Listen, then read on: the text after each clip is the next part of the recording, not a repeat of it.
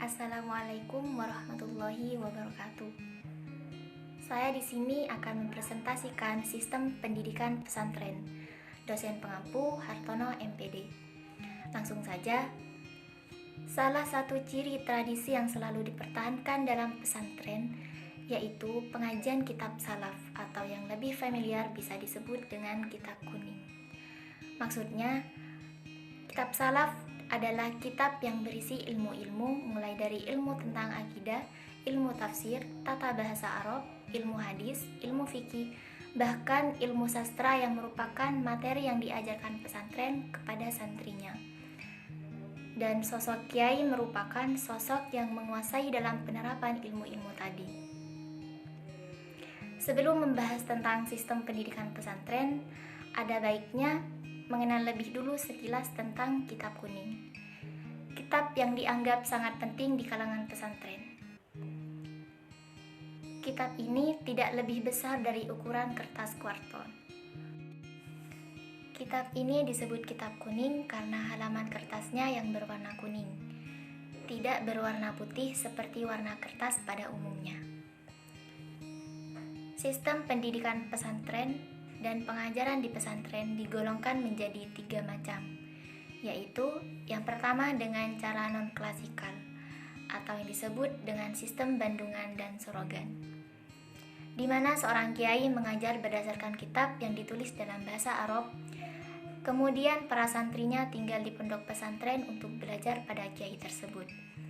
Yang kedua dengan sistem weton, di mana santri datang berduyun-duyun pada waktu tertentu. Sebenarnya, sistem weton ini sama dengan sistem yang pertama. Akan tetapi, bedanya adalah para santrinya tidak disediakan pondokan, melainkan tinggal tersebar di seluruh penjuru desa sekeliling pesantren tersebut. Yang ketiga, yaitu sistem pondok pesantren yang menggabungkan sistem bandungan, sorogan, dan juga wetonan. Selanjutnya, tujuan pendidikan pesantren. Tujuannya untuk mendekatkan diri kepada kiai atau guru yang dituju untuk menuntut atau menimba ilmu. Sedangkan menurut Sugarda Purbakawarja, kata pesantren berasal dari santri yang memiliki arti orang yang mempelajari agama Islam.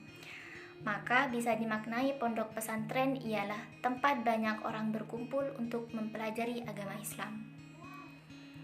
Maka bisa disimpulkan bahwa terdapat 4 unsur yang ada dalam pesantren, yaitu kiai, masjid, ajaran Islam, dan santri. Juga, pesantren bisa diartikan sebagai ekosistem suatu tempat di mana para penghuninya banyak belajar tentang kehidupan dan berinteraksi satu sama lainnya dalam berbagai segi kehidupan dan aspeknya. Sejarah perkembangan pesantren. Sejarah pertumbuhan masyarakat muslim di Indonesia sangat erat hubungannya dengan sejarah pondok pesantren. Hal ini bisa dibuktikan dari zaman kerajaan Islam yang pertama di Sumatera, khususnya di Aceh. Pada awal abad tahun Hijriah pertama, setelah itu pada kurun waktu Wali Songo sampai awal abad 20, banyak para wali dan ulama membuat desa baru yang kelak menjadi pesantren. Pada waktu itu, pesantren hanya dibuat secara sederhana yang berupa pondok-pondok atau bangunan yang hanya terdiri dari ruang-ruang utama saja, yang tujuannya hanya untuk tempat tinggal sementara, selama para santri ingin menimba ilmu dari kiai.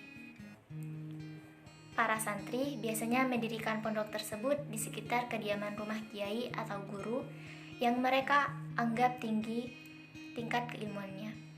Pada masa perjuangannya mengusir penjajah di Indonesia, pondok pesantren turut mengambil peran dalam sektor pendidikan yang bertujuan untuk membuat masyarakat Indonesia maju dan cerdas dalam hal pemikiran.